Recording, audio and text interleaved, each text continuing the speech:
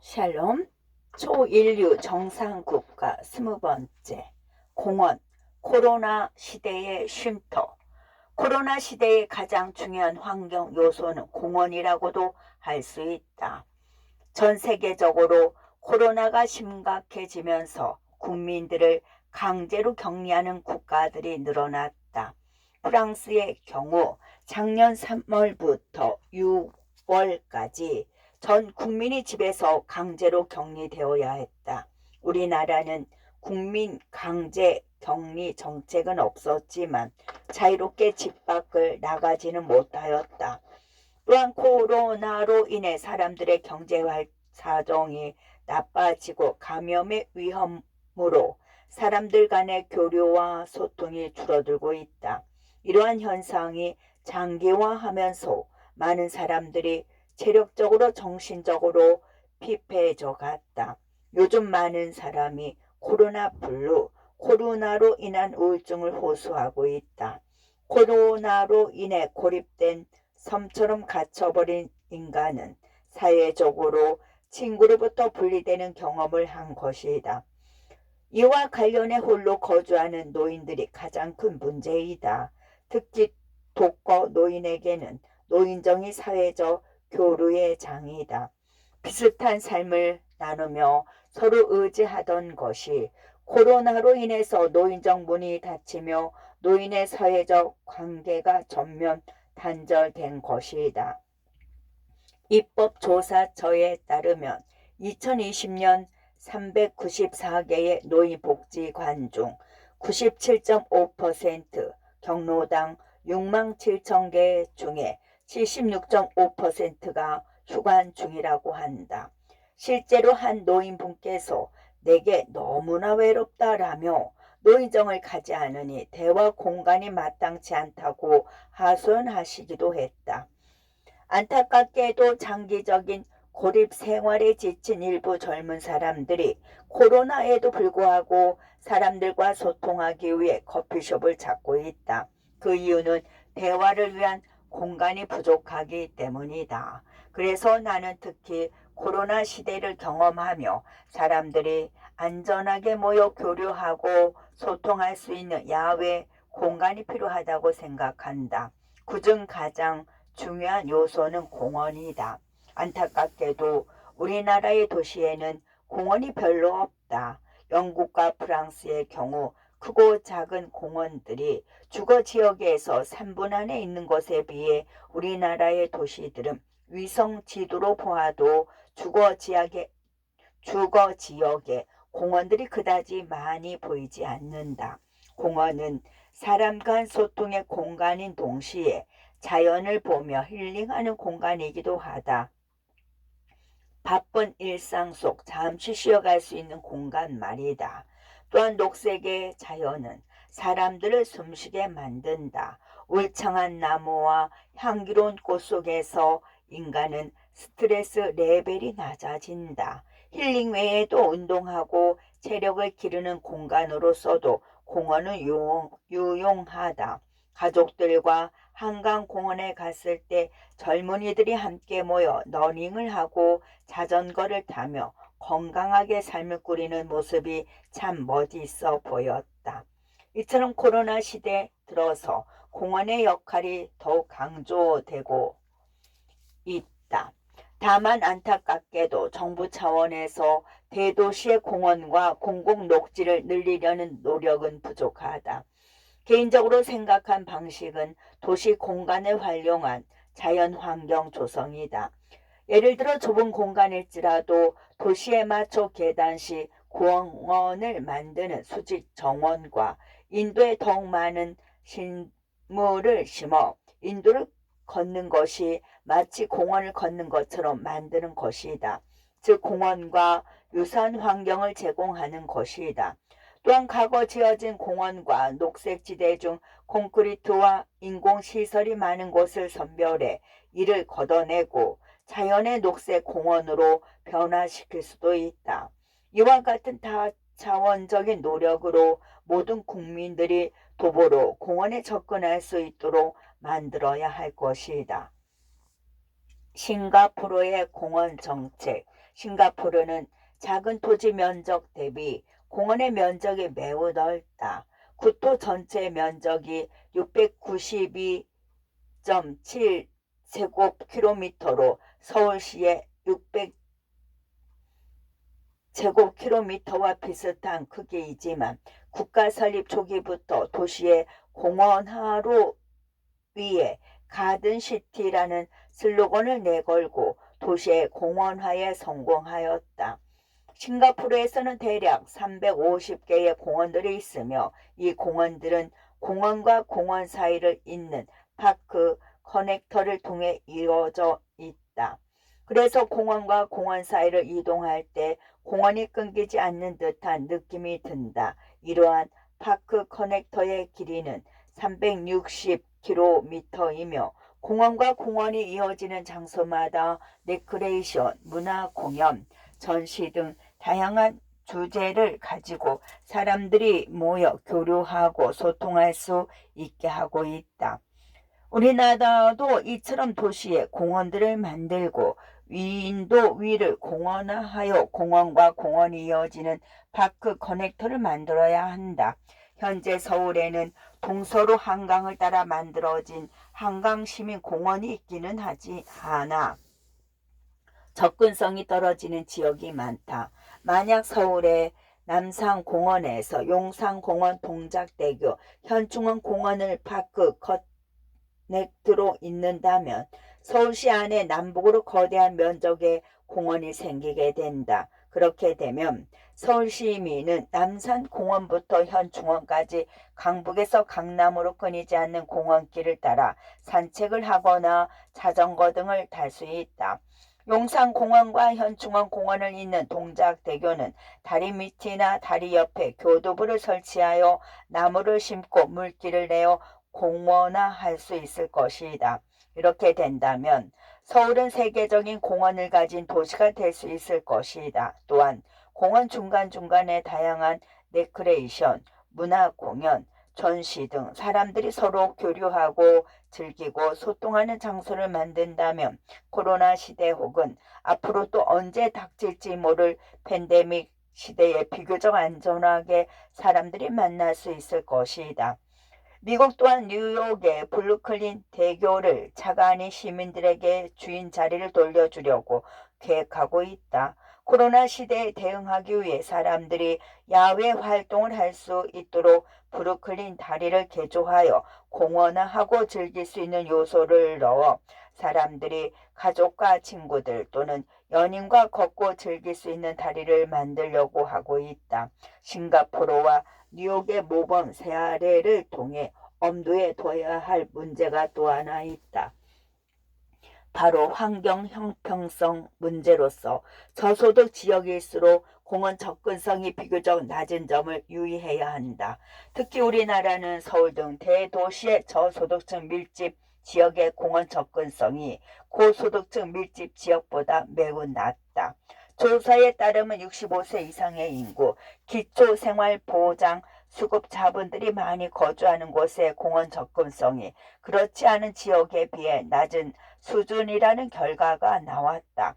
코로나로 인해 피해를 많이 보는 분들이 노인 인구와 저소득층인 만큼 우선 이러한 지역에 공원들을 조성할 필요가 있다. 5. 그린벨트. 코로나 시대 공원을 조성하는 것과 더불어 그린벨트를 보존하는 것이 중요하다. 그린벨트가 도시의 지역 쉼터가 되어줄 수 있기 때문이다. 예전에는 도시와 도시를 이동할 때 자연 완충지대가 있었다. 조금만 나가도 자연을 느낄 수 있었던 것이다. 하지만 언제부터인가 그린벨트가 해제되고 신도시들이 개발되면서 이제는 자연을 보기 힘들고 끝없는 도시가 펼쳐지고 있을 뿐이다.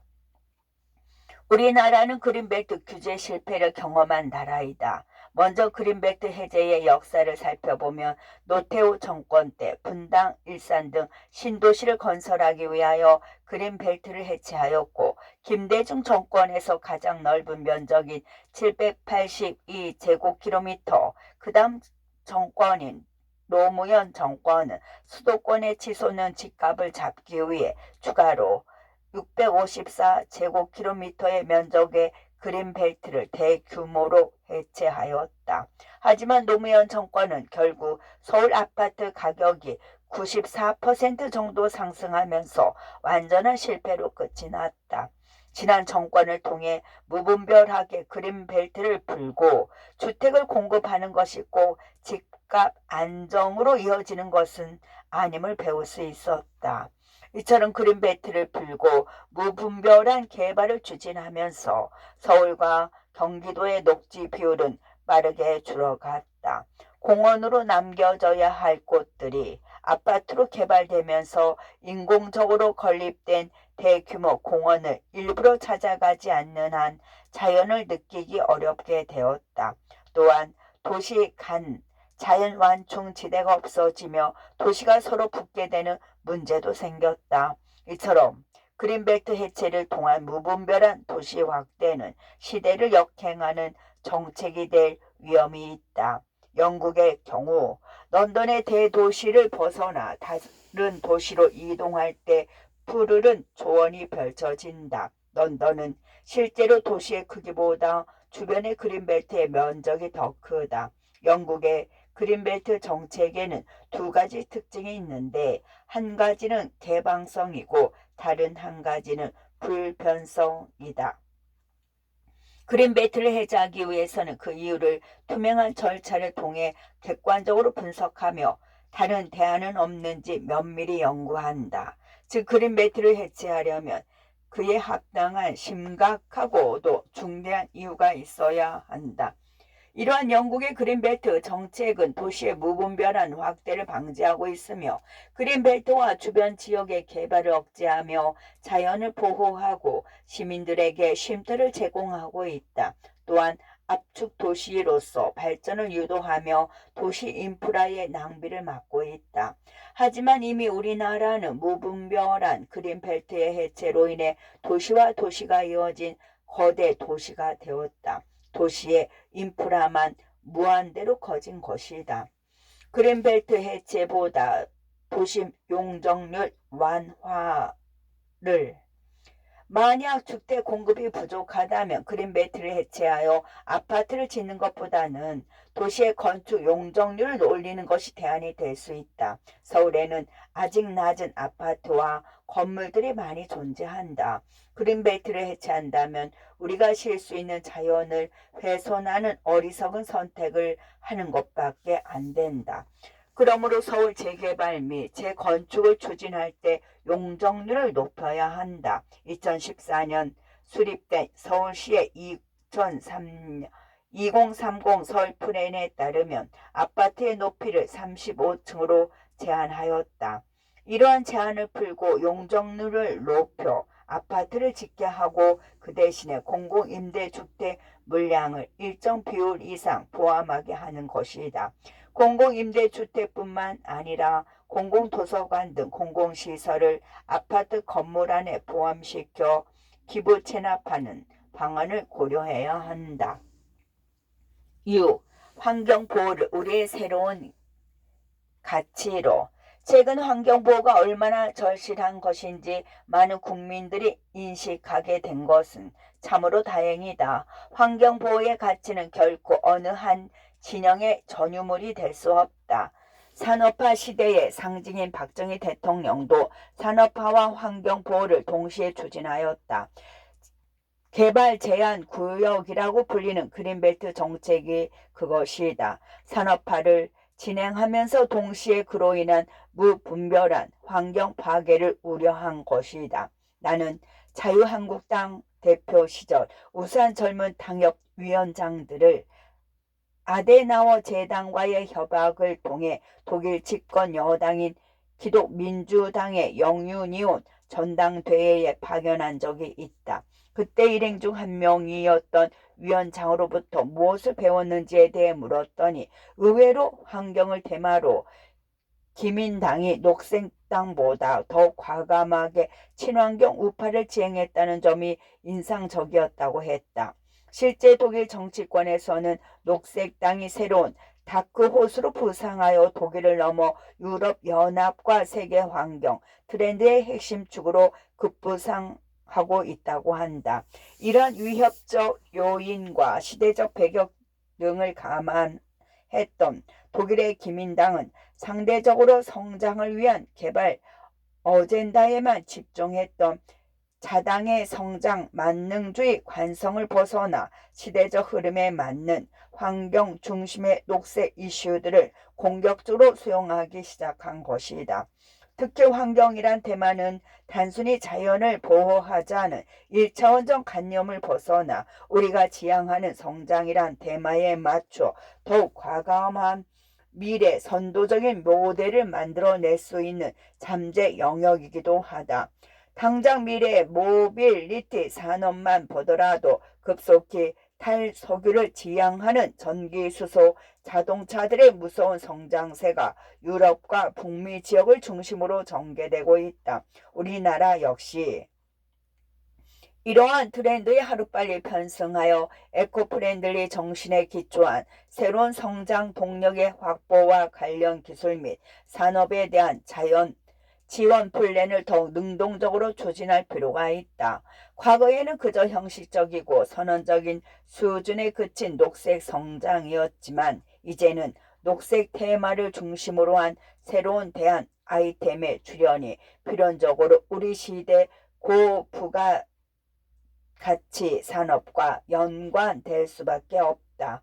더 나아가 미국 바이든 정권의 출범을 시작으로 글로벌 환경 모니터링 시스템은 더욱 강화될 것으로 예상된다. 단순히 당의 수준을 넘어 세계적인 흐름으로 강제될 것으로 예상되는 녹색 흐름에 우리의 잠재성을 일치시켜 새로운 부가가치를 창출해내는 것이 올바른 시대 정신이라고 본다. 나는 환경보호를 이념적 도구로 사용하자는 것이 아니다. 다만 보수가 환경보호에 더 앞장서서 국민들과 함께 미래 세대를 위한 환경보호를 실천하자는 것이다. 현재 대한민국은 과거와 비교할 수 없을 정도로 개발되었다. 개발이라는 것이 일정 수준 이상 이루어진 상황에서는 자연을 보호하는 것은 일종의 이념을 넘어선 보편적 가치이다. 따라서 보수 정권이 환경 보호에 앞장서는 모범적인 모습을 국민들에게 보여주어야 한다. 더 나아가 환경이라는 인류 보편적 가치 아래서 전 인류와 미래 세대를 위해 온 국민이 다 함께 노력해야만 할 것이다. 무엇보다 나는 환경 이슈와 관련해서는 대한민국 미래 세대에 대한 기대가 남다르다. 과거 기성세대가 너무나 쉽게 대하고 생각했던 환경에 대한 의제를 본질부터 바로 세울 우리 청년들의 역할이 더욱 동력을 얻을 수 있도록 그것을 도와주는 것이 어른의 역할이라고 확신한다. 세대가 함께 힘을 합하여 미래의 성장 어젠다를 과감하게 미래 세대에게 맡겨주어 그들이 진정으로 환경을 포함한 대한민국의 선진 아젠다를 세계적으로 이끌어 가도록 도와주어야 한다. 끝.